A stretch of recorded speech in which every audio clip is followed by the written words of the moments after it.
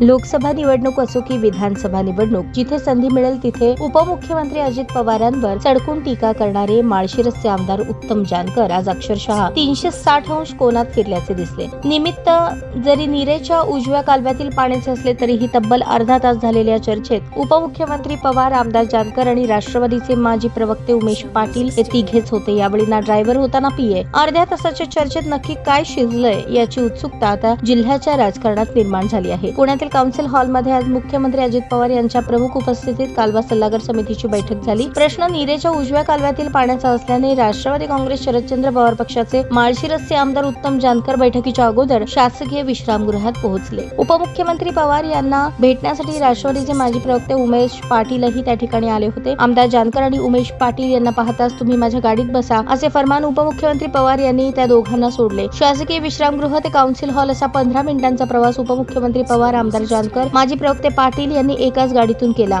गाडी काउन्सिलच्या हॉलच्या समोर आली. उपमुख्यमंत्री पवारांच्या स्वागतासाठी वरिष्ठ अधिकारी बाहेरच वाट पाहत थांबले होते. त्यावेळी या तिघांनीही थेट काउन्सिल हॉलकडे न जाता गाडी थांबली त्याच ठिकाणी परत तब्बल 15 मिनिटे चर्चा केली. या तिघांची सुरू असलेली चर्चा पाहून वाहन चालक आणि पीए हे पुढे निघून गेले. ताज्या बातम्या पाहण्यासाठी प्राईम महाराष्ट्र न्यूज चॅनलला सबस्क्राईब करा.